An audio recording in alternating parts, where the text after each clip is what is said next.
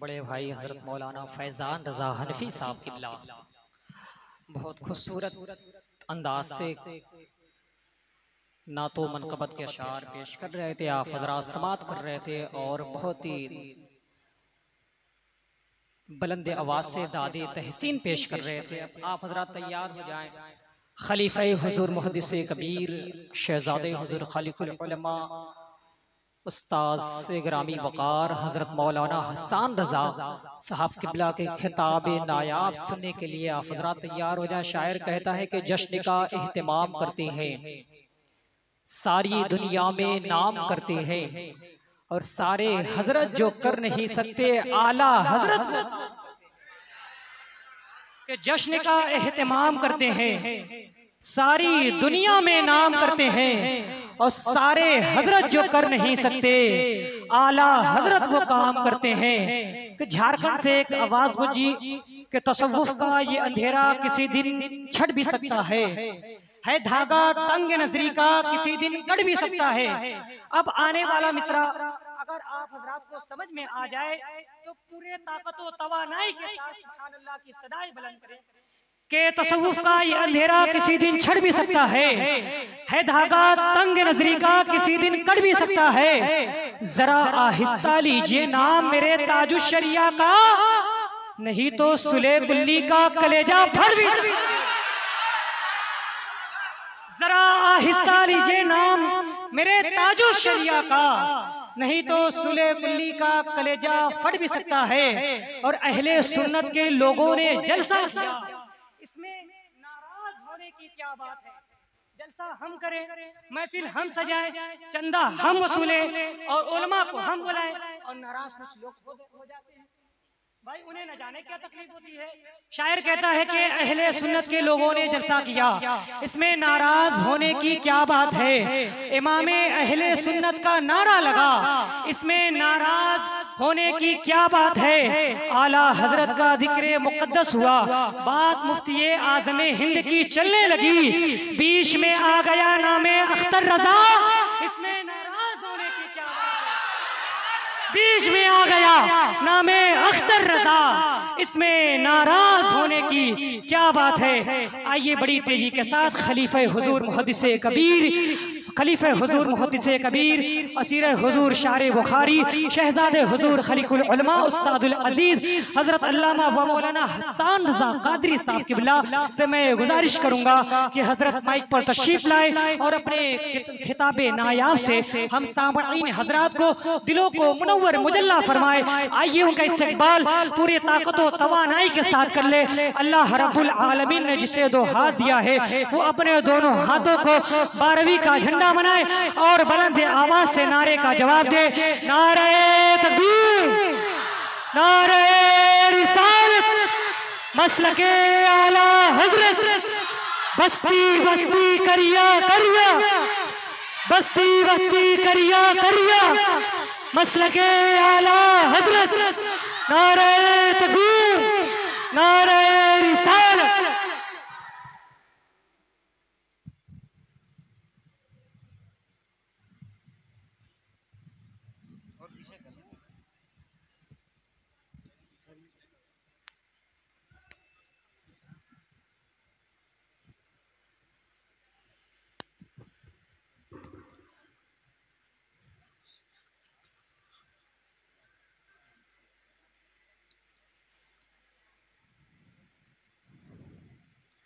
Stage पे तशरीफ फरमा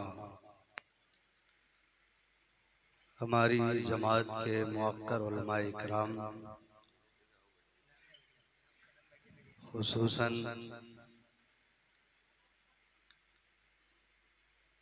आज के इस उर्स आला हजरत रज़ी अल्लाह ताला अन्हु की कामयाब सदारत फरमा रहे मेरे मोहसिन करम फरमा, मेरे वालिदे बुजुर्गवार जिन पर बेपनाह एतमाद किया करते थे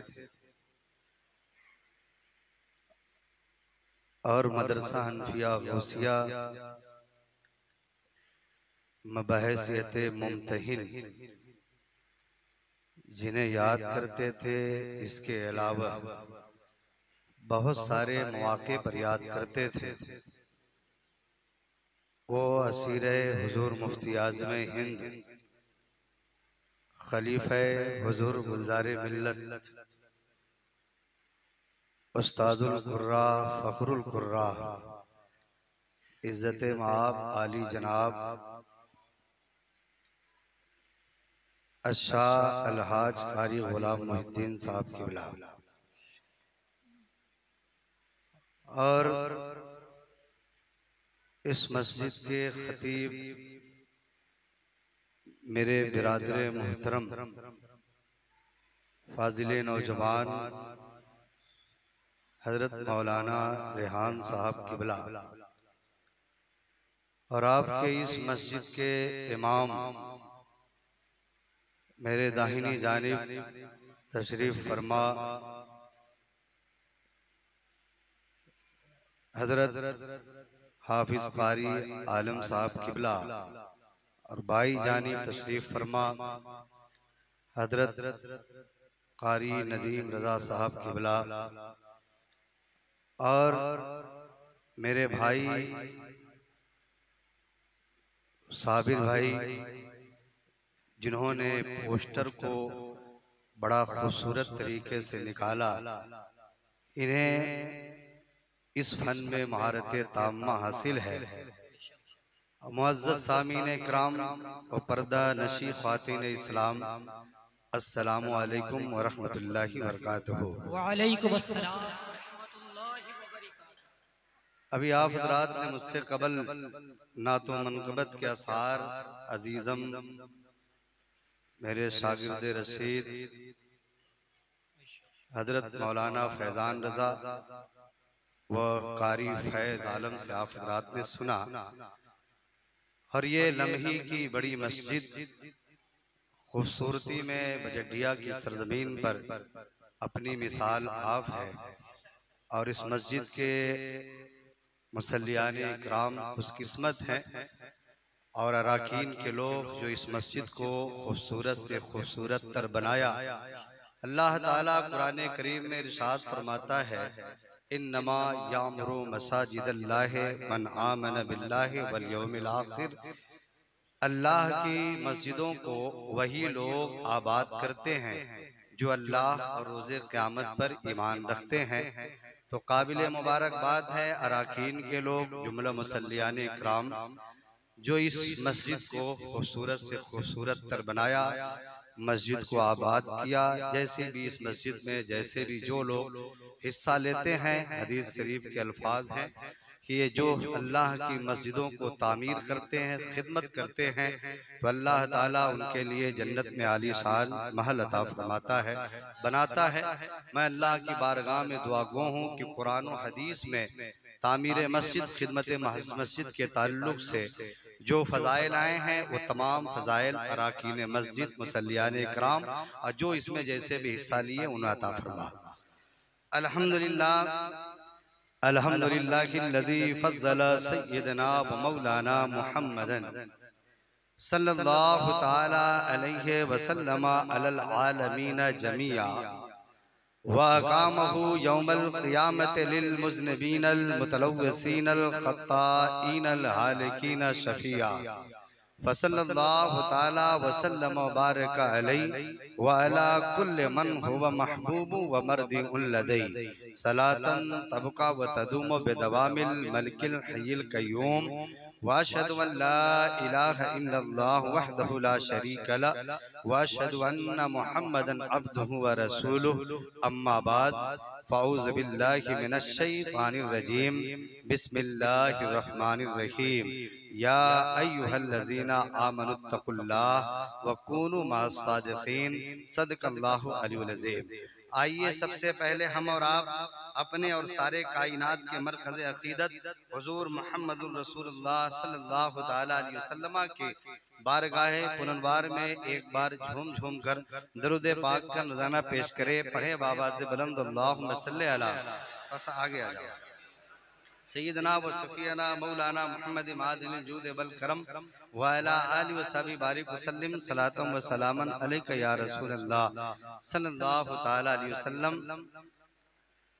बच्चों का जलसा हो गया, अगर जाना चाहे तो घर जा सकते हैं, बड़े आगे आ जाएं, बच्चे घर चले जाएं, कल मदरसा जाना है उन्हें, तो ज्यादा रात तक जागेंगे तो कल मदरसा न पहुंच सकेंगे। आइए देखिए, जो जरूरी बात है आप हजरात से पहले मैं अर्ज कर दूं ताकि आप हजरात को तमहीद समझ में आ जाए। हजरात मोहतरम, इस दौरे पुरफितन में जो अक्सर व बेशतर एक सवाल किया जाता है कि जो ये इख्तलाफात हैं सुन्नी वहाबी के, क्या इस इख्तलाफ को आला हजरत ने पैदा किया है? अभी एक दो रोज पहले हमारे कुछ अहबाब किसी महल्ले से मेरे यहाँ तशरीफ लाए और उन्होंने मुझे बताया कि अक्सर व बेशतर लोग ये कहते हैं कि आला हजरत इमाम अहमद रजा खान फाजिल बरेलवी ने इन इख्तलाफात को पैदा किया है, ये पहले से इख्तलाफ नहीं है। मुझसे कहा कि हजरत इस पर गुफ्तगू कर दें, वक्त की किल्लत दामनगीर है और मेरे मोहसिन करम फरमा हाफिज कारी गुलाम मोहिद्दीन साहब किबला तशरीफ फरमा है। मैं ये चाहूंगा नहीं कि ज्यादा देर तक आप हजरात को बैठा कर रखूं। ए बाबू, अरे ए मोबाइल रख मोबाइल बेवकूफ कहीं का।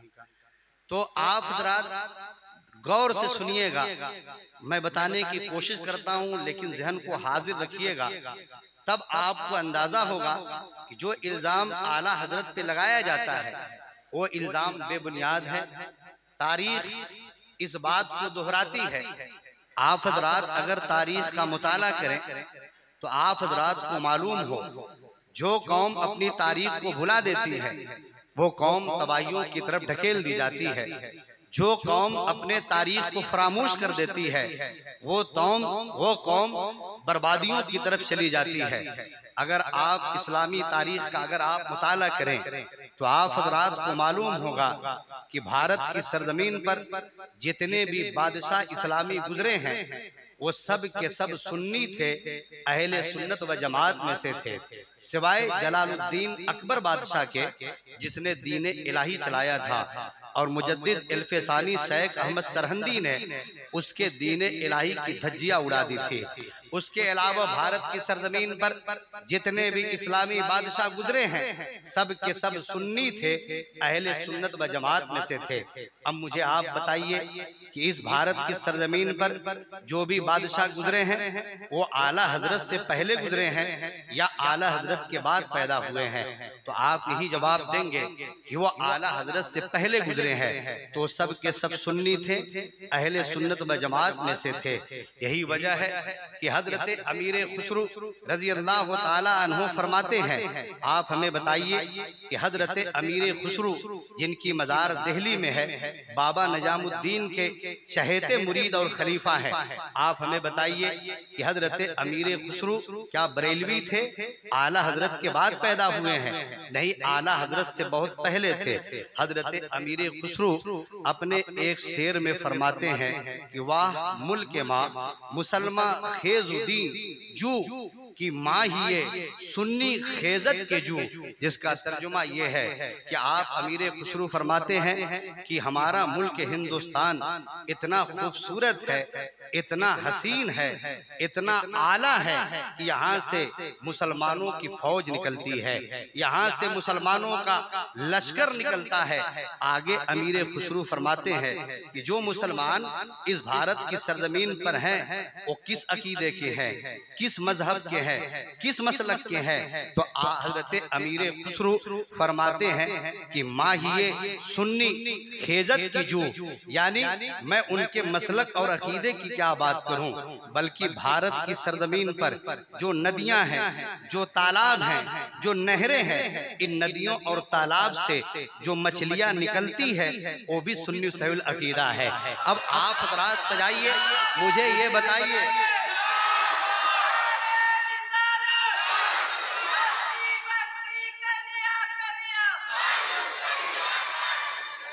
आप मुझे बताइए, आप मुझे बताइए कि हजरत अमीर खुसरो क्या बरेलवी थे? क्या आला हजरत के बाद पैदा हुए? नहीं नहीं, या आला हजरत से बहुत पहले थे। अब इसी शेर को अक्कासी में मुजद्दिद अल्फसानी शेख अहमद सरहंदी, जिनकी मज़ार पंजाब शरीफ में है, क्या ये आला हजरत के बाद के थे या बरेलवी थे? नहीं ना।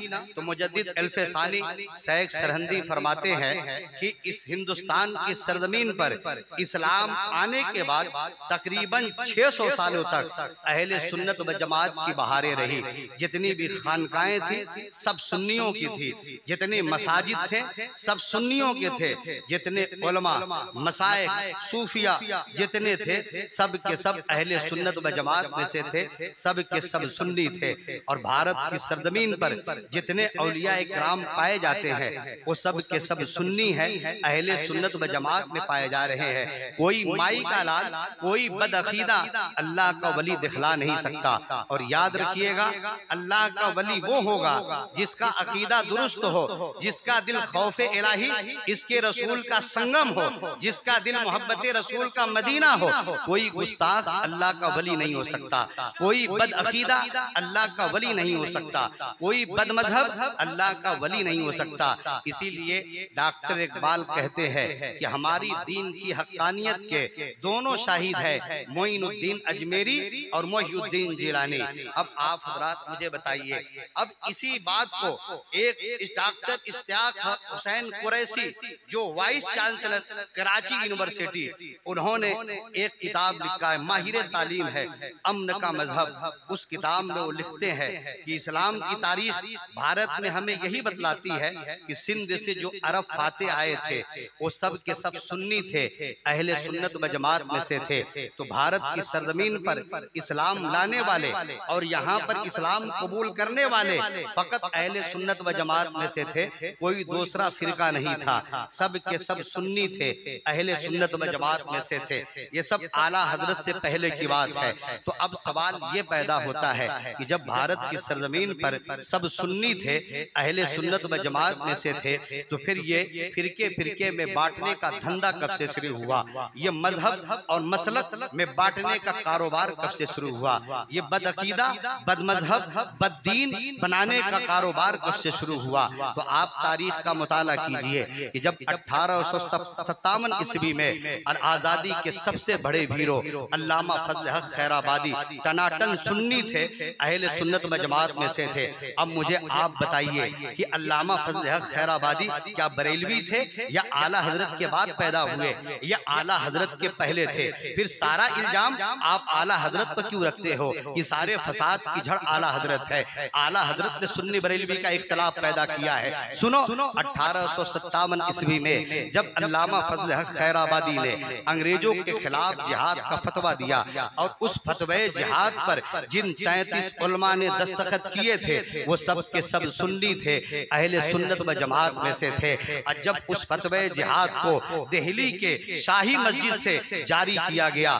तो हिंदुस्तान के मुसलमान मुत्तहिद होकर अंग्रेजों के खिलाफ जिहाद करते हैं तो अंग्रेजों की चोले हिल जाती है। ऐसा मालूम हो रहा था कि अब भारत की सरजमीन से हमेशा हमेशा के लिए अंग्रेजों का खात्मा हो जाएगा। लेकिन गद्दारों की गद्दारी से फिर भारत की सरजमीन पर अंग्रेजों के पैर जम गए। अब अंग्रेजों ने जान लिया कि अंग्रेज हुकूमत के खिलाफ अगर किसी जमात के अंदर फतवा देने की ताकत है तो वह अहले सुन्नत व जमात है, अहले सुन्नत व जमात के उलमा है, उलमाए हक है, अल्लामा फजल हक खैराबादी है। तो अब अंग्रेजों ने फैसला किया कि अगर हमें भारत की सरजमीन पर हुकूमत करना है तो हमें इन उलमाए हक को मौत की घाट उतारना होगा, इन्हें फांसी के फंदे पर लटकाना होगा। तो उन अंग्रेजों ने 30 जनवरी 1859 ईस्वी को अल्लामा फजल हक खैराबादी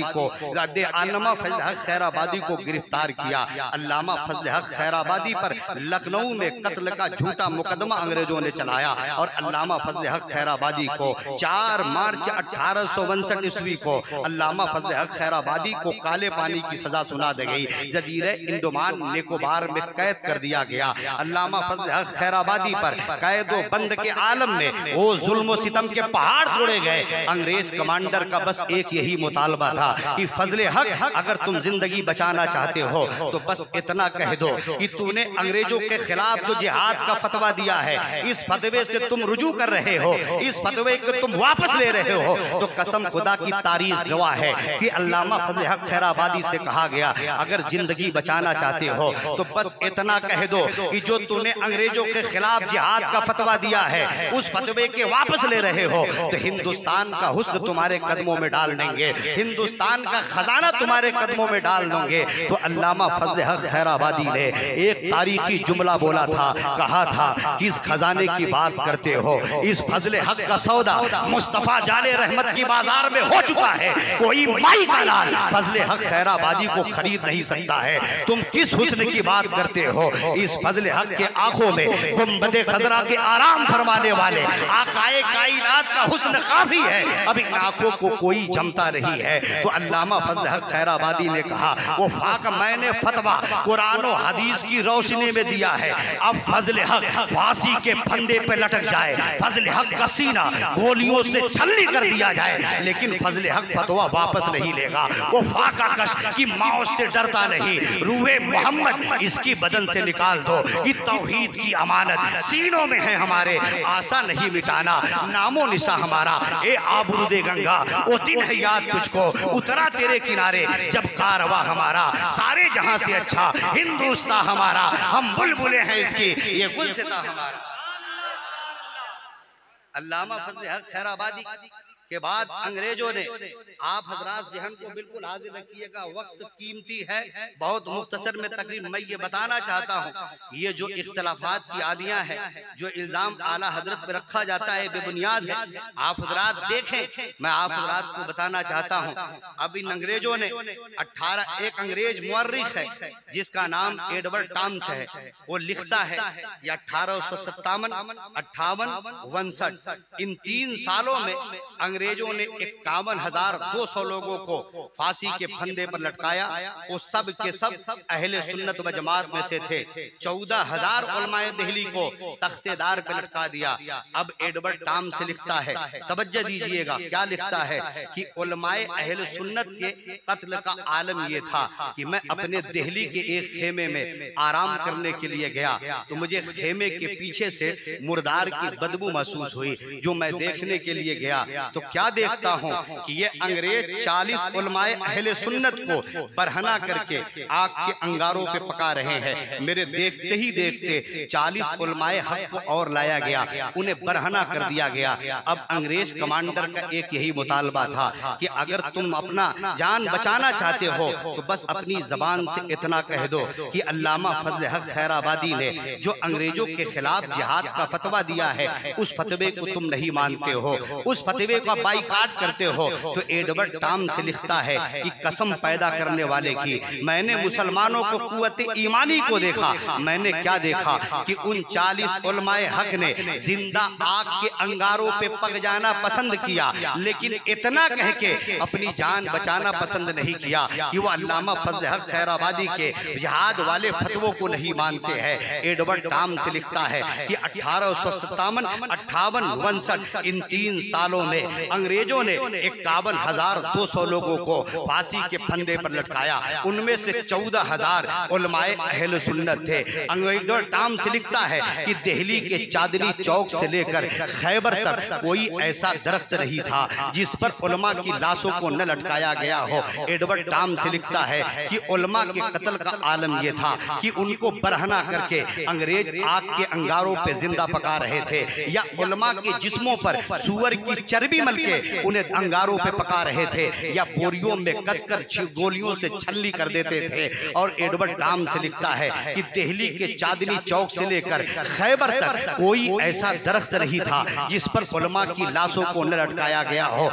जब ये अंग्रेज सैयद किफायत अली काफी को तख्तेदार की तरफ ले जा रहे थे तो सैयद किफायत अली काफी की जबान पर यही नात के अशआर गजारी थे कि कोई गुल बाकी रहेगा न चमन रह जाएगा पर रसूलुल्लाह का दीने हसन रह जाएगा। हम सफीरो बाग में है कोई दम का चहचहा बुलबुलें उड़ जाएंगी सूना चमन रह जाएगा। अतलसो कम ख्वाब के पोशाक पे नाजा न हो इस तने बेजान पर खाकी कफन रह जाएगा। जो पढ़ेगा साहिबे लौलाक के ऊपर दुरूद आग से महफूज उसका तन बदन रह जाएगा। नारे तकबीर, नारे रिसालत, उलमाए अहले सुन्नत, नारे तकबीर। अब आप हजरात तवज्जो दें। अब एक सवाल पैदा होता है, बड़ी तेजी से 60 काट में अर्ज कर रहा हूँ। अब एक सवाल पैदा होता है कि आखिर अंग्रेजों ने चुन चुन कर उलमाए अहले सुन्नत को, उलमाए हक को मौत की घाट क्यों उतारा जिससे हिंदुस्तान के सरजमीन का जर्रा जर्रा कांप उठा। आखिर इसके पीछे अंग्रेजों का मकसद क्या था? तो तारीख इसका भी जवाब देते हुए नजर आती है। अब बरतानिया हुकूमत ने हिंदुस्तान में जो अंग्रेज आबाद थे अपने उन अंग्रेज शहरियों से पूछा, ये बताओ भारत की सरजमीन पर हमारी हुकूमत कैसे देर तक कायम रह सकती है? तो यहाँ के एक सियासी अफसर जिसका नाम सर विलियम मयूर है, उसने बरतानिया हुकूमत को एक रिपोर्ट पेश की जिसका खुलासा ये था। अब असल झगड़े की वजह यही है, जिसका खुलासा ये था कि हमने हिंदुस्तान की हुकूमत मुसलमानों से छीनी है। अगर हमें भारत की सरजमीन पर हुकूमत करना है तो इन मुसलमान के इत्तेहाद को तोड़ना होगा, इन्हें फिरके में बांटना होगा, इन्हें मजहब के नाम पर लड़ाना होगा, इनके अंदर से नबी की मोहब्बत को खींचकर बाहर निकालना होगा, इनके अंदर से रूह मोहम्मदी को खींचकर बाहर निकालना होगा, इन्हें फिरके फिरके में बांटना होगा। अगर हमने ये काम कर दिया तो हम भारत की हुकूमत पर, हम भारत की सरजमीन पर हमेशा हुकूमत कर सकते हैं। क्योंकि जब तक मुसलमानों का इत्तेहाद बरका है, ये उलमाए हक है, मुसलमानों में इत्तेहाद है, इन मुसलमानों को तोड़ना है तो इन्हें फिरके में बांटना होगा, इन्हें उलमा, औलिया, अंबिया और सहाबा इकराम का गुस्ताख बनाना होगा, इन्हें औलिया के मज़ारात से फेरना होगा, उलमा की शान का गुस्ताख बनाना होगा, तब हम भारत की सरजमीन पर हुकूमत कर सकते हैं। तो अब अंग्रेज, वही अंग्रेज जो 1857-58-59 में उलमाए अहले सुन्नत को चुन चुन कर मार रहे थे, अब वही अंग्रेज, क्या ये अजीब बात नहीं है कि 1860 ईस्वी में अब अंग्रेज एक मदरसे की बुनियाद रख रहे हैं, एक दारुल उलूम की बुनियाद रख रहे हैं, एक मदरसा खोल रहे हैं, एक दारुल उलूम खोल रहे हैं। मैं कहना चाहता हूँ, जब इन अंग्रेजों को उलमा की नस्लों को पैदा करना था तो उलमा को मारा क्यों, उन्हें कत्ले आम क्यों किया? तो पता ये चला इन अंग्रेजों को उलमाए हक की जरूरत नहीं थी, उलमाए सू की जरूरत थी। अच्छे उलमा की जरूरत नहीं थी, बुरे उलमा की जरूरत थी। ऐसे उलमा की जरूरत थी जो अंग्रेज कहे वही फतवा दे, जो अंग्रेज बोले वही कहे, जो अंग्रेज कहे वही तकरीर करे, जैसा अंग्रेज बोले वैसा बोले। तो इन अंग्रेजों ने उन एक दीन फरोश मुल्लाओं की एक टीम तैयार की। उन दीन फरोश मुल्लाओं ने, सुनिएगा ध्यान से, उन दीन फरोश मुल्लाओं ने अंग्रेजों को कहने पर अंग्रेजों से भारी कीमत ली। किसी को 600 रुपया महाना दिया गया जो इस दौर का 66 लाख होता है, किसी को शमसुल उलमा का लक़ब दिया गया, किसी को चांदी से तौला गया, किसी को सोने से तौला गया, किसी को जागीरें दी गई, किसी को सरदारी दी गई। तो उन दीन फरोश मुल्लाओं ने, यही से इख्तिलाफ शुरू हुआ, उन दीन फरोश मुल्लाओं ने दिन के मुकम्मल उजाले में भारत के मुसलमानों का ईमानो अकीदे का सौदा उन अंग्रेजों के हाथों पे कर दिया। अब उन दीन फरोश मुल्ला पहले दीन के खादिम बने, दीन के आलिम बने, हदीस के मुहद्दिस बने, कुरान के आलिम बने, कुरान के कारी बने। फिर इन्होंने क्या किया? पहले नबी का जिक्र करके खुद भी रोए और लोगों को भी रुलाया। पहले नबी का मिलाद करके खुद भी रोए, लोगों को भी रुलाया। जब हिंदुस्तान के मुसलमानों के दिलों में, तवज्जो दीजिएगा, इन ढोगी मुल्लाओं की मोहब्बत का सिक्का बैठ गया तो इन्होंने गिरगिट की तरह रंग बदला। अब कुरान पढ़ा, तर्जुमा अपने घर से किया, हदीस पढ़ी, तर्जुमा अपनी तरफ से किया। जो रिवायतें सही थी उसको गलत बताया, जो गलत थी उसे सही बताया, जो हदीसें मौजू थी उसे सही बताया, जो हदीसें सही थी उसे गलत बताया, जो वाक़यात सच्चे थे उन्हें झूठा बताया, जो झूठे थे उन्हें सच्चा बताया। इतना बदअकीदगी फैलाई, इतनी गुमराही फैलाई कि अल्लाहु अकबर, इतना फैलाया कि आलम ये था, अगर किसी ने नबी को हाजिर व नाजिर जाना मुशरिक हो गया, अगर किसी ने नबी के इल्मे गैब को माना मुशरिक हो गया, अगर किसी ने या रसूलल्लाह पुकारा मुशरिक हो गया, अगर किसी ने या गौस अल मदद कहा मुशरिक हो गया, अगर किसी ने औलिया किराम से मदद मांगा मुशरिक हो गया, किसी ने नबी का जश्न मनाया मुशरिक हो गया, किसी ने नबी के विलादत की खुशी मनाई मुशरिक हो गया, अगर किसी ने नबी के इल्मे गैब को माना मुशरिक हो गया। अब इतना फितना गढ़ा, इतना फितना गढ़ा कि अब भारत का मुसलमान चीख रहा था कि ए परवरदिगारे आलम, भेज किसी आलिम रब्बानी को जो आए और इन बनअकीदों के चेहरे से नकाब उतार कर इनका असली चेहरा अवामे अहले सुन्नत के सामने पेश कर दे। ए परवरदिगारे आलम, भेज किसी आलिम रब्बानी को जो दूध का दूध, पानी का पानी कर दे, जो सही और गलत है बता दे। ए रब्बे कायनात, भेज किसी ऐसे आलिम दीन को जो आए और बता दे कि सही क्या है, सिराते मुस्तकीम क्या है। तो अल्लाह ताला ने हिंदुस्तान के मुसलमानों पर करम फरमाया और 10 शव्वाल 1272 हिजरी को बरेली की सरजमीन पर आला हजरत इमाम अहमद रजा खान फाजिले बरेलवी को पैदा फरमा दिया। अब आला हजरत ने जब कलम संभाला है तो कसम खुदा की इस भारत की सरजमीन पर एक दो नहीं सैकड़ों फितनों ने जन्म ले रखा था। उन्हीं बातिल फितनों में नेचरियत का फितना था। आला हजरत का कलम धुआंधार चला। नेचरियत के रद में आला हजरत ने आधा दर्जन किताबें लिखी। उन्हीं बातिल फितनों में से आर्य समाज का फितना था। आला हजरत का कलम चला आर्य समाज की रद में 3 किताबें लिखी। उन्हीं बातिल फिरकों में वहाबियत का फितना था। आला हजरत का कलम चला वहाबियों के रद में 200 किताबें लिखी। उन्हीं बातिल फिरकों में से कादियानियत का फितना था। आला हजरत का कलम चला कादियानियत के रद में 6 किताबें लिखी। उन्हीं बातिल फिरकों में से नवासिब का फितना था। आला हजरत का कलम चला नवासिब के रद में 11 किताबें लिखी। उन्हीं बातिल फिरकों में से रवाफिज का फितना था। आला हजरत का कलम चला राफिजियों के रद में आधा दर्जन किताबें लिखी। उन्हीं बातिल फिरकों में से फिर कहे तफसीलिया था। आला हजरत का कलम चला तफसीलिया के रद में 1 दर्जन किताबें लिखी। उन्हीं बातिल फिरकों में नदवा का फितना था। आला हजरत का कलम चला नदवा के रद में 10 किताबें लिखी। उन्हीं बातिल फिरकों में इस्माइल देहलवी का फितना था। आला हजरत का कलम चला इस्माइल देहलवी की रद में 17 किताबें लिखी। जहां से जिस फितने ने सर उठाया तन्हा इमाम अहमद रजा ने उस फितने के सर को काट लिया कि आवाज आ रही थी कि दिल के रजा खंजरे खुखार बरकबार, आधा से कह दो खैर मनाए नसर करे। वो रजा के नेज़े की मार है, अतू के सीना में गार है, इसे चारा चुई का वार है, ये वार वार से पार है। तन्हा इमाम अहमद रजा ने बर्रे सगीर के मुसलमानों के ईमान अकीदे की हिफाजत करके हिंदुस्तान के मुसलमानों के सीनों में इसके मुस्तफा का सूर फूंक दिया। तो मुसलमान का बच्चा बच्चा अपनी घर की दहलीज से पुकार उठा कि डाल दी कल्ब में अज़मत मुस्तफा सैयदी आला हजरत पे लाखों सलाम, मुझसे खिदमत के कुश्ती कहे आ रजा मुस्तफा जाने नारे तकबीर, नारे रिसालत, मसलके आला हजरत, एहसाने आला हजरत,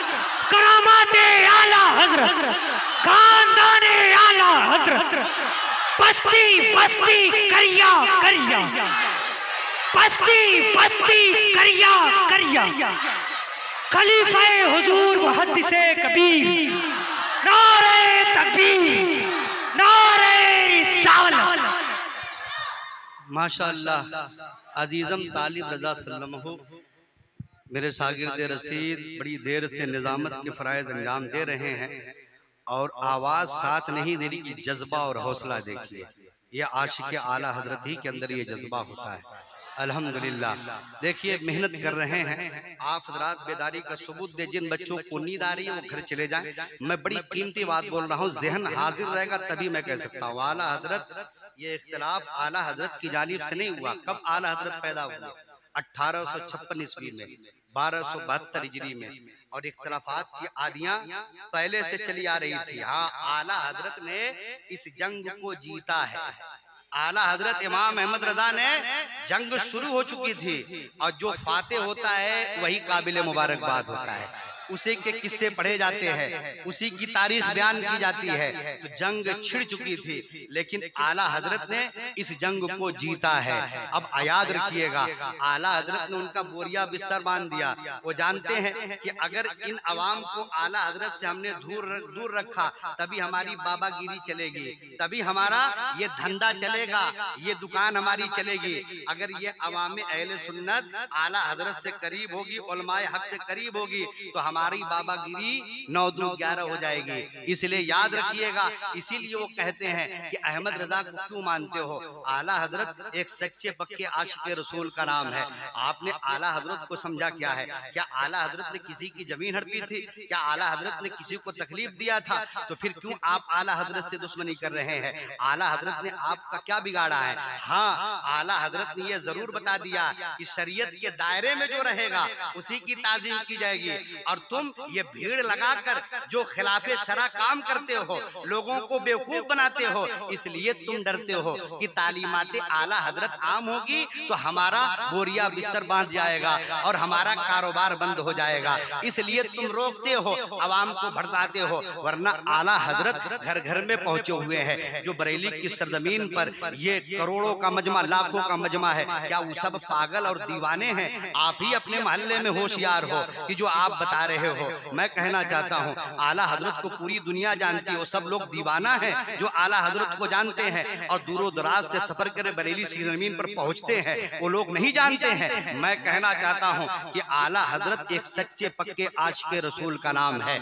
आपने आला हजरत को जाना क्या है? आला हजरत के इश्क रसूल का आलम ये था, अल्लाह अकबर, कि आला हजरत इमाम अहमद रजा खान फाजिल रसूल ऐसी शान के आशिक थे, ऐसी शान के आशिक थे कि आला हजरत इमाम अहमद रजा आप फरमाते हैं, क्या फरमाते हैं कि एक शागिर्द ने आला हजरत इमाम अहमद रजा खान फाजिल बरेलवी से एक सवाल किया। क्या सवाल किया? सवाल ये किया कि हुजूर फतावे आलमगीरी में एक सवाल का जवाब ये दिया है कि अगर किसी ने नबी के कपड़े मुबारक को नौजुबिल्लाह तौबा गंदा बोल दिया तो वो काफिर हो जाएगा। तो अब वो शागिर्द सवाल करता है कि हुजूर हमारे उर्फ में तो अगर कोई जमीन पर बैठ जाता है और उसके दामन से मिट्टी लग जाती है तो हम उसे गंदा ही बोलते हैं। तो अब वो शागिर्द आला हजरत से क्या पूछता है?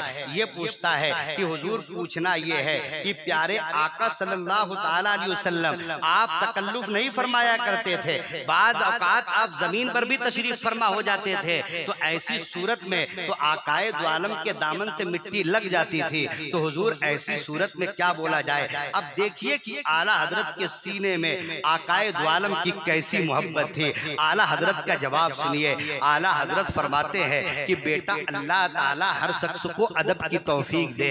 ऐसी सूरत में ये बोला जाए कि मिट्टी ने दामने रहमत में पना ली है, मिट्टी ने दामने रहमत में पना ली है। ये आला हजरत के इश्क रसूल का आलम ये था कि आप आका की मिलाद में दोनों जानू होकर बैठते थे। आला हजरत के इश्क रसूल का ये आलम था कि आप हदीसों के किताबों को न बगैर वजू छुआ करते थे, न बगैर वजू तलबा को पढ़ाया करते थे, और हदीस की किताबों पर आप दूसरी किताब भी नहीं रखा करते थे। आला हजरत के इश्क रसूल का ये आलम था कि आप अपने नाम से पहले अब्दुल मुस्तफा लिखा करते थे, यानी मुस्तफा जाने रहमत के गुलाम। आला हजरत के इश्क रसूल का आलम ये था कि आला हजरत खुद फरमाते हैं कि मैंने एक रिवायत पढ़ी कि आकाए दो आलम सल्लल्लाहु सल्लल्लाहु ताला अलैहि वसल्लम एक बार मस्जिद में दो सहाबा इकराम के कांधों पर अपना दस्ते मुबारक रख के मस्जिद में नमाज पढ़ने के लिए हाजिर हुए। तो अब आला हजरत सोचते हैं कि मैंने सोचा कि अहमद रजा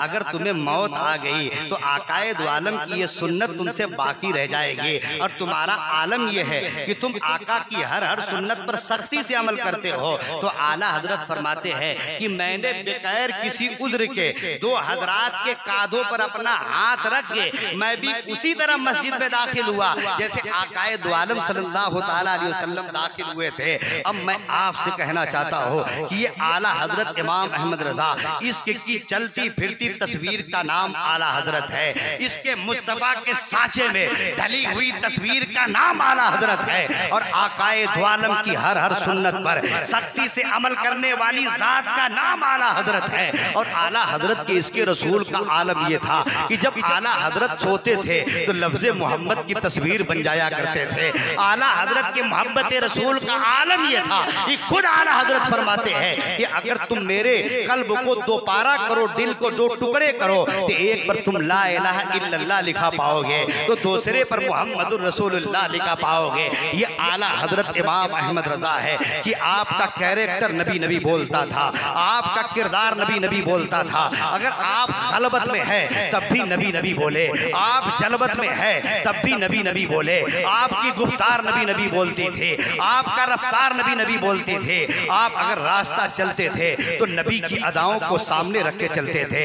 आप अगर किसी से गुफ्तगू करते थे तो नबी की अदाओं को सामने रख के गुफ्तगू करते थे। आप जब मुस्कुराते थे तो नबी की अदाओं को सामने रख के मुस्कुराते थे। जब आप सोते थे तो नबी की अदाओं को सामने रख के कहते थे। मैं कहना चाहता हूँ कि आला हजरत इमाम अहमद रजा आकाए दो आलम की हर हर सुन्नत पे सख्ती से अमल करके दुनिया भर के मुसलमानों को ये पैगाम दे दिया कि मोहम्मद से वफा तूने तो हम तेरे हैं, कि मोहम्मद से वफा तूने तो हम तेरे हैं। ये जहाँ चीज है क्या लौहो कलम तेरे है, मोहम्मद की मोहब्बत दीन हक की शर्ते अव्वल है, इसी में हो अगर खामी तो सब कुछ नामुकम्मल है।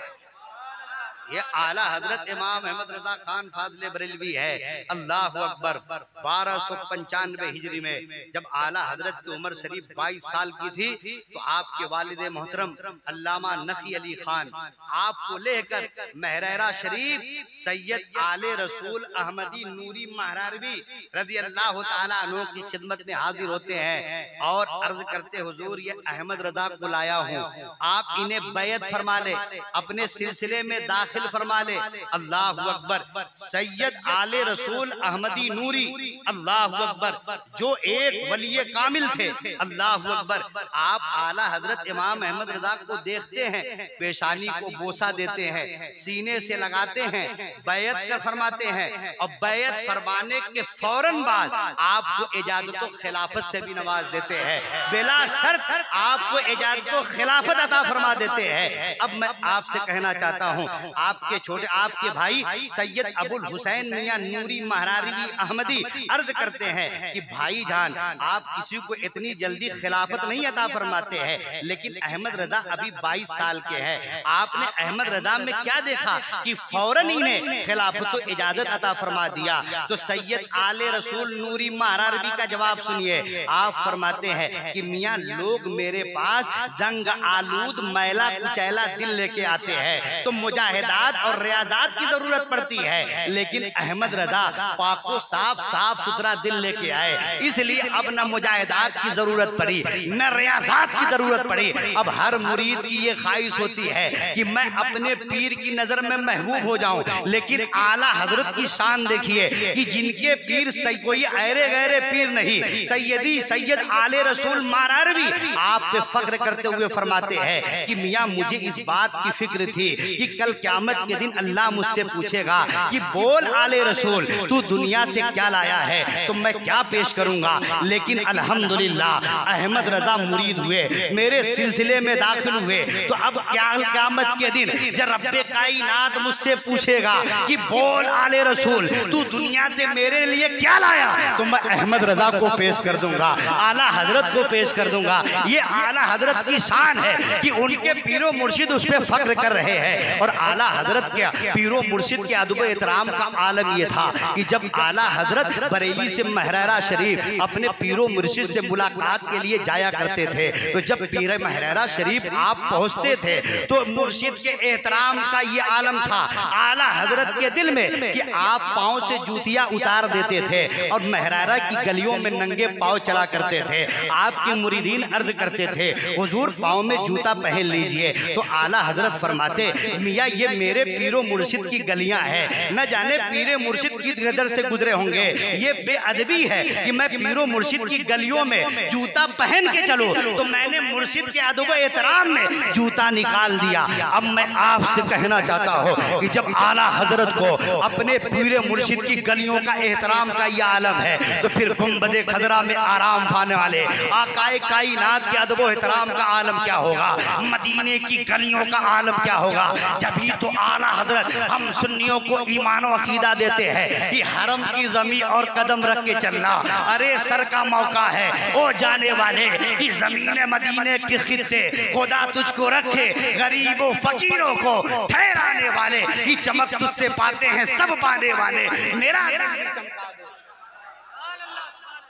ये आला हजरत इमाम अहमद रजा का इश्क़ रसूल का आलम था। आला हजरत के सीने में जो आला हजरत की जो इम्तियाजी शान दुनिया में है ना, याद रखिएगा लम्ही के सुन्नी मुसलमानों, मेरे बुजुर्गों, दोस्तों, भाइयों, वो इश्क़ रसूल है। इसी बुनियाद पर आला हजरत घर घर में पहुंचे हुए हैं, वरना आला हजरत से पहले भी और आला हजरत के बाद भी बहुत सारे लोग आए, लेकिन जिनके सीने मोहब्बत रसूल का मदीना बने रहे वो हुजूर ताजुश शरिया भी लोगों के घरों में जिंदा है। आप देखिए आला हजरत के इश्क़ रसूल का आखिरी बात आलम ये था कि इतना मोहब्बत आला हजरत को आकायद आलम से थी कि जब कोई हाजी साहब हज करके आते और आला हजरत से मुलाकात करने के लिए उनके बैठक में तशरीफ ले जाते, तो आला हजरत पहला सवाल क्या करते, ये करते कि हाजी साहब ये बताइए कि मदीना शरीफ गए कि नहीं, आकायद आलम के रोजे पर हाजिरी हुई कि नहीं। अगर हाजी साहब हाँ में जवाब देते तो आला हजरत उन्हें सीने से लगा लेते, और अगर हाजी साहब ना में जवाब देते तो फिर आला हजरत तवज्जो नहीं फरमाते। इसी तरह एक हाजी साहब मोहल्ले के हज करके आए और आला हजरत की खिदमत में हाजिर हुए, आला हजरत के बैठक में हाजिर हुए, लोगों का मजमा लगा हुआ था। आला हजरत ने पूछा हाजी साहब मदीना शरीफ गए कि नहीं, आकायद आलम के रोज़े मुबारका पर हाजिरी हुई कि नहीं। तो हाजी साहब रंजीदा होकर फरमाते हैं हुजूर गया था लेकिन वहाँ 2 ही दिन रहा। तो आला हजरत फरमाते हैं मियाँ वहाँ की सांसें ही बहुत है, आप तो 2 दिन रहे। फिर आला हजरत फरमाते हैं कि हुजूर ने फरमाया कि मंजारा कबरी व जबत लहू शफाअती, मंजारा तुरबती व जबत लहू शफाअती, जिसने मेरी तुरबत मेरी कब्र की ज़ियारत की उस पर मेरी शफाअत वाजिब है। ये आला हजरत के इश्क़ रसूल का आलम ये था। आला हजरत ने पहला हज 1295 हिजरी में अपने वालिदैन करीमैन के साथ किया। आलम ये था कि आला हजरत इमाम अहमद रजा झांसी से ट्रेन पर सवार होकर आप बम्बई पहुंचे और बम्बई से पानी वाले जहाज पे सवार होकर देखिए आला हजरत के सीने में नबी की मोहब्बत कैसी थी, आका की मोहब्बत की तड़प कैसी थी। आला हजरत पानी वाले जहाज पे सवार होकर आप जिद्दा की जानिब रवाना हुए। जहाज समंदर के लहरों को चीरता हुआ जिद्दा की जानिब बढ़ रहा है। अब चंद दिन सफर करने के बाद आला हजरत फरमाते हैं कि हमारा जहाज भंवर में फंस जाता है, समंदरी तूफान में फंस जाता है। अब समंदर की मौजें आसमान की तरफ बुलंद होकर आ रही थी, जहाज को उथल फथल के रख दिया था। अब जहाज डूबने के करीब था। चंद दिन, 1 दिन तक हमारा जहाज भंवर में फंसा रहा। तो मल्लाह ने ऐलान कर दिया कि जहाज पर जितने हाजी सवार है, जितने लोग सवार है, अब वो कफन पहन ले, क्योंकि जहाज मौज में फंस गया है, समंदरी तूफान में फंस गया है, भंवर में फंस गया है। अब जहाज डूब जाएगा, कोई ताकत जहाज को बचा नहीं सकती है, जहाज का बचना नामुमकिन है। तमाम लोग कफन बन ले, लेकिन आला हजरत इमाम अहमद रजा का ईमान और अकीदा नोट कीजिएगा, जहन को हाजिर रखिएगा। आला हजरत इत्मीनान सुकून के साथ तशरीफ फरमा है और दुरूद शरीफ सलातो सलाम आका की बारगाह में पढ़ रहे हैं। आपकी वालदा मोहतरमा है, आपकी वालदा मोहतरमा इमाम अहमद रजा को अम्मन मियाँ कहा करती थी। आपकी वालदा फरमाती है कि अम्मन मियाँ आप भी कफन निकाल लीजिए, हम लोग भी कफन पहन लेते हैं, क्योंकि मल्लाह ने ऐलान कर दिया है कि समंदरी तूफान में जहाज फंस गया है, अब जहाज का डूबना तय है, तो निकालो कफन, हम लोग भी पहन लेते हैं। तो अब आला हजरत का ईमानो अकीदा मुलाहिजा फरमाइए। आला हजरत फरमाते हैं कि अम्मी जान इत्मीनानो सुकून के साथ बैठिए, आका की बारगाह में दुरूद व सलाम पढ़िए। मैं जहाज पर सवार होने से पहले मैंने ये दुआ फर्म लिया था, जो आका ने जहाज पर सवार होने से पहले फरमाया है कि जो जहाज पर सवार होते ये दुआ पढ़ लेगा कि बिस्मिल्लाह मजरेहा ओ मुरसाहा इन्ना रब्बका लगफूर इन्ना रब्बी लगफूरुर रहीम। जो इस दुआ को पढ़ लेगा तो हलाक होने से बच जाएगा, डूबने से बच जाएगा। मैंने ये दुआ पढ़ लिया है अम्मी जान, अब हवाओं का रुख बदल सकता है, चांद सूरज का निकलना बंद हो सकता है, पहाड़ टल सकता है, लेकिन नबी का फरमाने आलीशान टल नहीं सकता। ये जहाज जिद्दा पर लंगर अंदाज होगा, ये मेरा ईमानो अकीदा है। अब चंद लोग आला हजरत की खिदमत में हाजिर होते हैं, अर्ज करते हैं हुजूर आप आलिम रब्बानी हो, दुआ फरमाए कि जहाज खबर से निकल जाए। तो आला हजरत फरमाते हैं कि तमाम लोग दुरूद व सलाम आका पे पढ़िए, और आला हजरत जहाज की छत पे तशरीफ ले जाते हैं और मदीने तैयबा की तरफ रुक करके आला हजरत अर्ज करते हैं कि आने दो या डुबो दो, अब तो तुम्हारी जाने कश्ती तुम्हीं पे छोड़ी, लंगर उठा दिए हैं, दूल्हा से इतना कह दो प्यारे सवारी रेखो, मुश्किल में है बराती बुरखार बादिये में। अब आला हजरत दुआ फरमाते हैं, खबर छट जाता है जिद्दा के साहिल पर ये जहाज लंगर अंदाज होता है, तमाम लोग आला हजरत के दस्त को बोसा देते हैं। आला हजरत अब हज अदा फरमाने के बाद आका की कब्र अनवर पर हाजिर होते हैं और अर्ज करते हैं हुजूर कश्ती खबर में फंसी थी, आपने करम फरमाया, इरशाद फरमाते हैं कि तू जिंदा है वल्लाह, तू जिंदा है वल्लाह, मेरी चश्मे आलम से छुप जाने वाले, चमक तुझसे पाते हैं सब पाने वाले, मेरा दिल भी चमका दे चमका दे। आला हजरत आखिरी बात चल रही है। अब आला हजरत दूसरा हज कब किया, बस यही मुकम्मल करके तकरीर खत्म कर दूंगा, ठीक है ना। आला हजरत ने दूसरा हज 1323 हिजरी में किया, लेकिन आला हजरत का हज पे जाने का इरादा नहीं था। क्या था, खानवादे आला हजरत से आला हजरत के छोटे भाई और आला हजरत के साहबजादे अल्लामा हामिद रजा और आला हजरत की अहलिया, ये खानवादे आला हजरत से हज बैतुल्लाह के लिए रवाना हुए। तो आला हजरत उनको अलविदा कहने के लिए झांसी तक तशरीफ ले आए। अब झांसी पर हाजियों का काफिला ट्रेन में सवार होने के लिए इंतजार कर रहा था।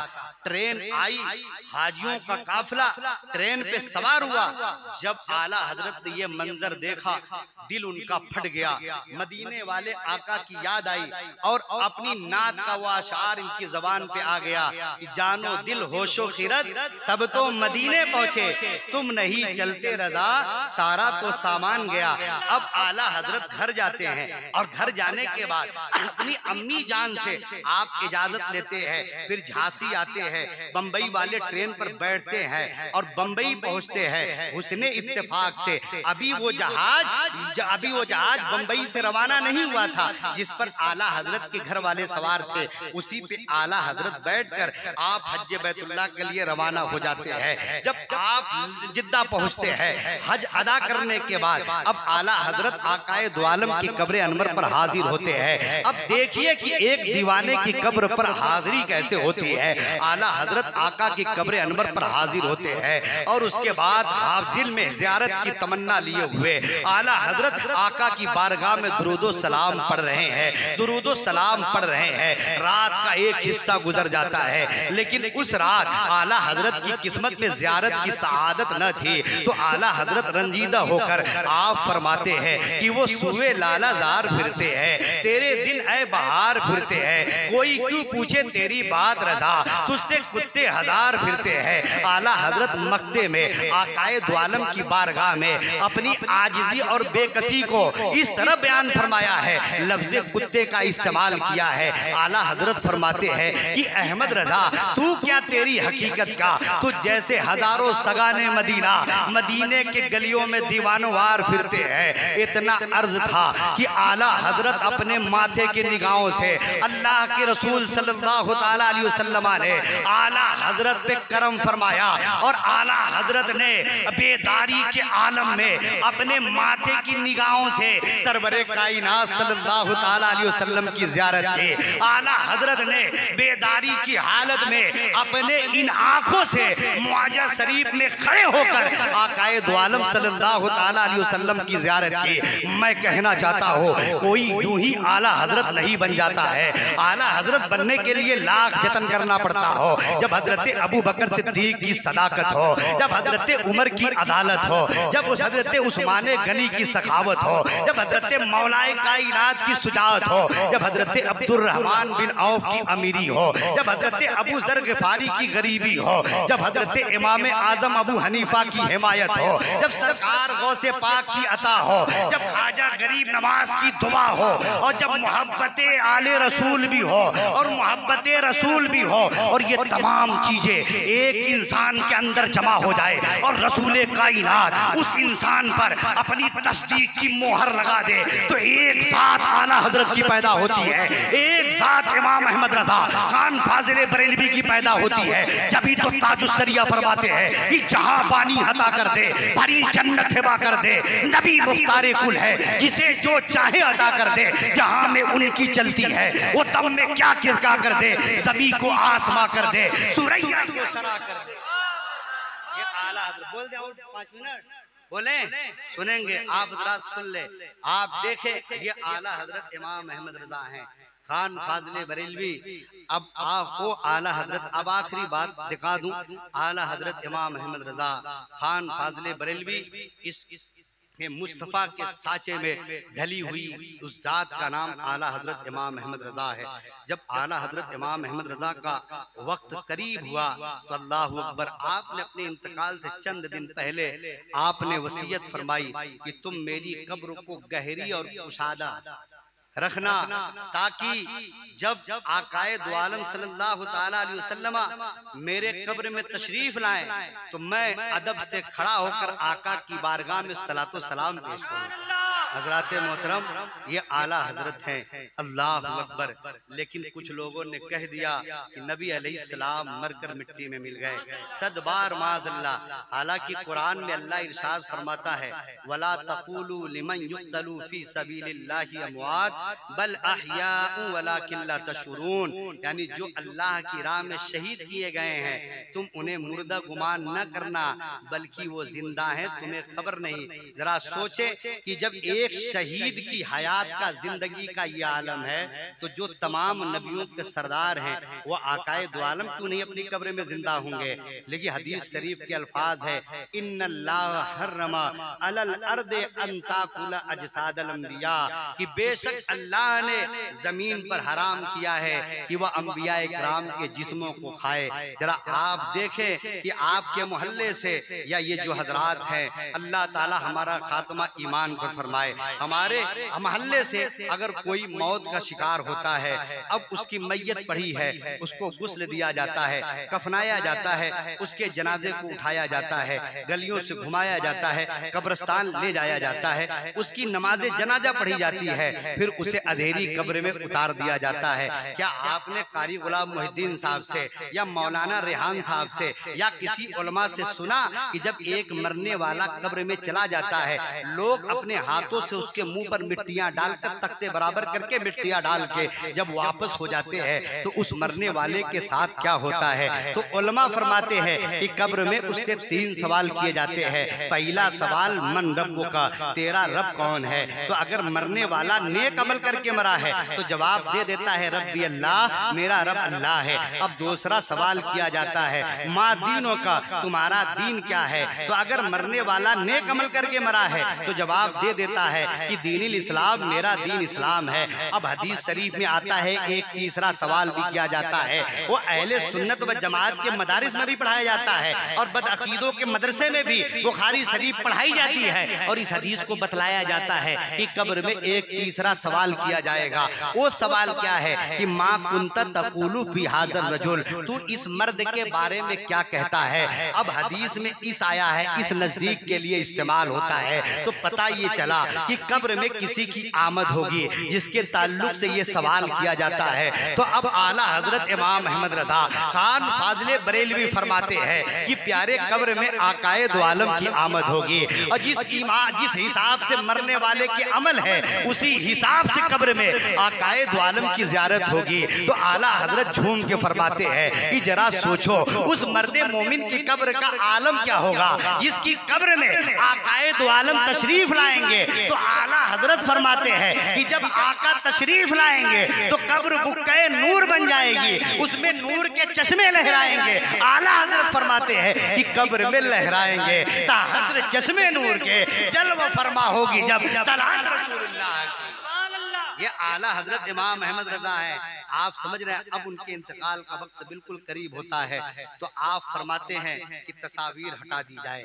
अब मौलाना हसनैन रजा फरमाते हैं कि आला हजरत खानवादे आला हजरत में से फरमाते हैं, विसाल के वक्त में वही मौजूद था। आला हजरत 2 बजकर क्या, आप आला हजरत जो है 25 सफर 1340 हिजरी 25 सफर 1340 हिजरी जुमा के दिन 2:38 पर आला हजरत इंतकाल फरमाया। तो हसनैन जो खानवादे आला हजरत में से अल्लामा हसनैन रजा फरमाते हैं कि मैं विसाल के वक्त वही मौजूद था। तो आला हजरत फरमाते हैं कि तस्वीर वगैरह हटा दी जाए। तो लोग हैरान हैं कि तस्वीर कहाँ है, यहाँ तो तस्वीर का नामो निशान नहीं है। तो आला हजरत खुद ही फरमाते हैं, क्या फरमाते हैं कि जो टाक टिकट वगैरह है, लिफाफा वगैरह है, रुपया पैसा वगैरह है, उसे हटा दिया जाए। उसे हटा दिया जाता है। जब 2 बज गए, 2 बज के चंद मिनट हुए तो फरमाते हैं कि आला हजरत ने फरमाया, क्या फरमाया, अल्लामा हामिद रजा अपने साहबजादे से फरमाया कुरान लाओ। वो कुरान लेकर आए।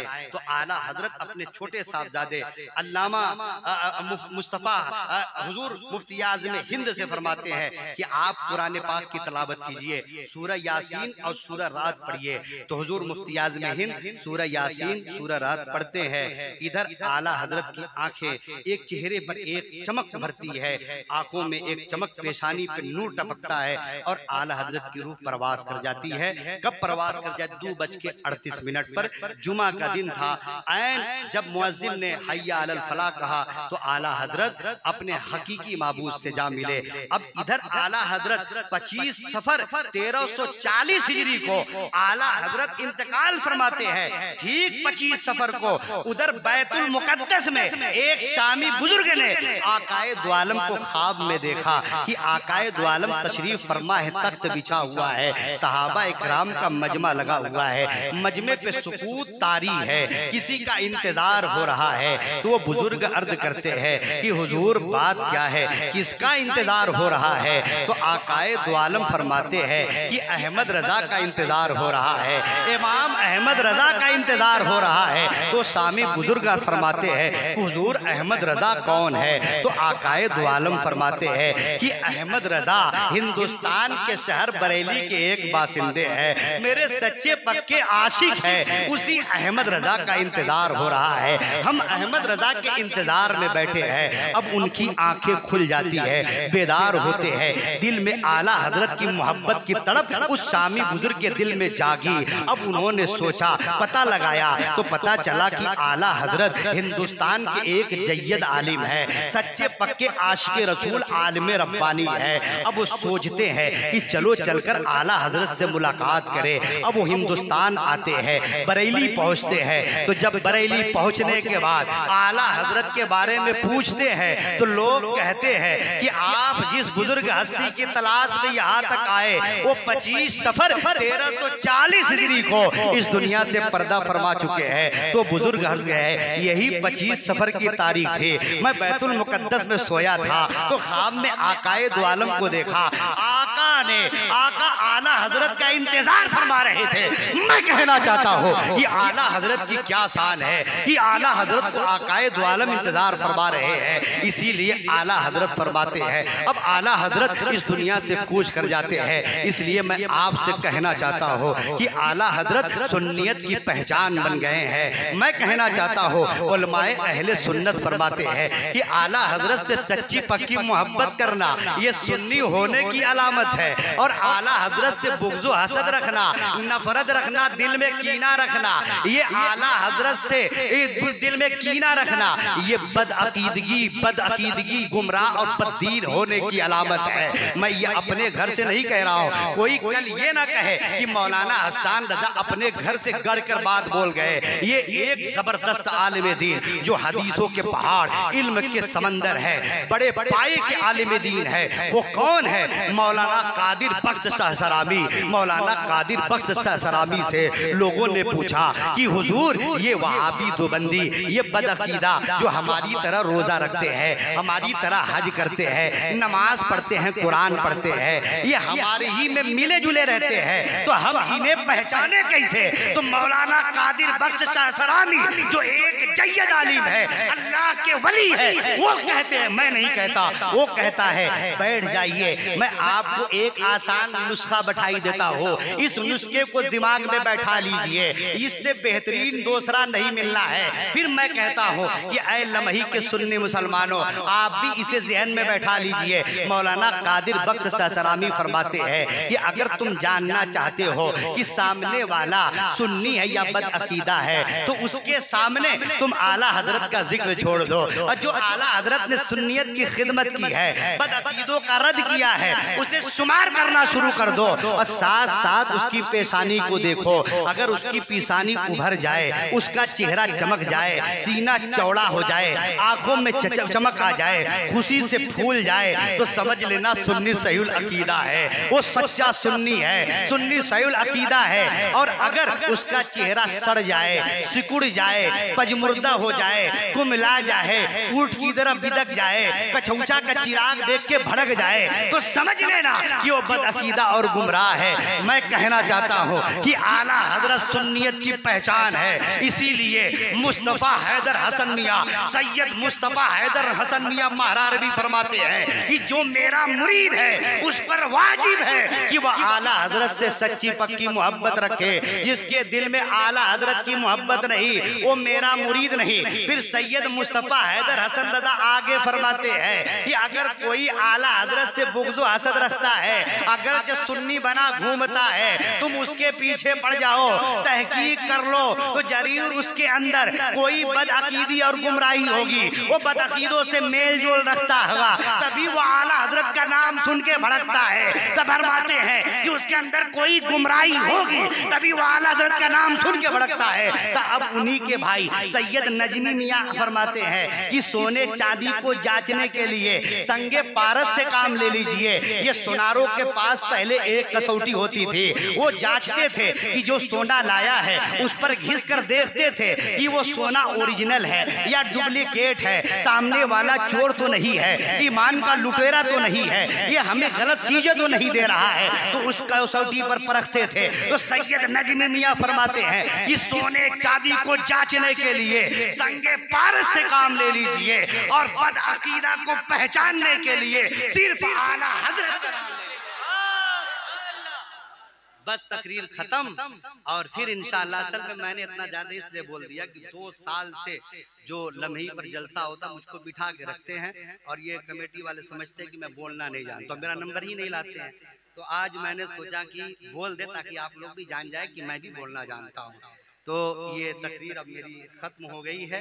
बस 2 लफ्जों में एक बात, 2 लफ्जों में ये कहेंगे कि आप अपने ईमान व अकीदे की हिफाजत फरमाइए, याद रखिए सुन्नी बनकर जिए, सुन्नी बनकर मरे। अल्लाह ताला हमें और हमारे दिलों को आला हजरत के बुग़्ज़ व हसद महफूज फरमाए, और हमें मसल के आला हजरत पर इस्तिकामत और उसकी खिदमत करने की तौफीक अता फरमाए। अस्सलामु अलैकुम व रहमतुल्लाहि व बरकातहू।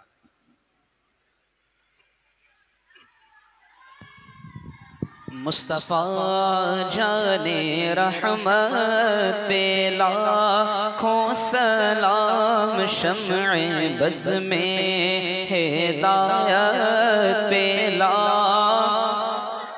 शहरे यारे इरम ताजदारे हरम, शहरे यारे इरम ताजदारे हरम, नौबहारे शफाअत पे लाखों सलाम, मुस्तफ़ा जाने रहमत पे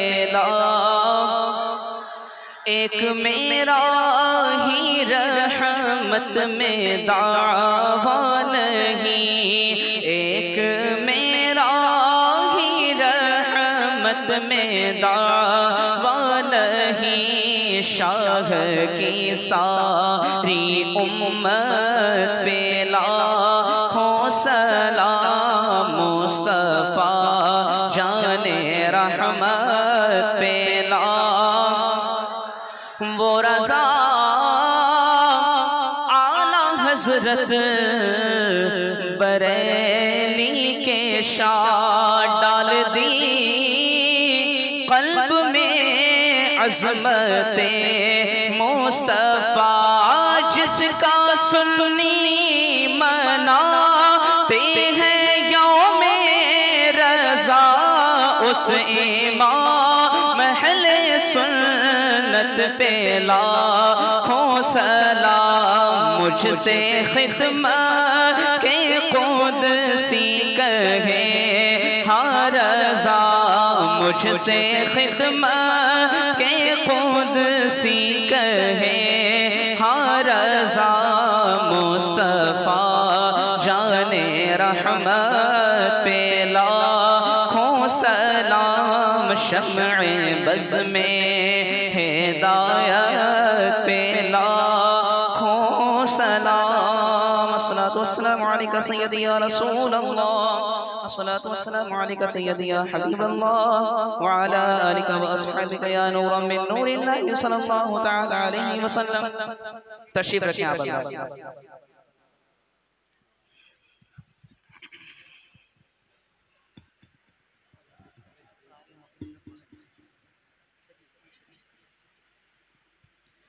अऊज़ु बिल्लाहि मिनश शैतानिर रजीम, बिस्मिल्लाहिर रहमानिर रहीम। क़ुल या अय्युहल काफ़िरून ला अअबुदु मा तअबुदून वला अंतुम आबिदून मा अअबुदु वला अना आबिदुम मा अबदतुम वला अंतुम आबिदून मा अअबुदु लकुम दीनुकुम वलिय दीन। बिस्मिल्लाहिर रहमानिर रहीम। क़ुल हुवल्लाहु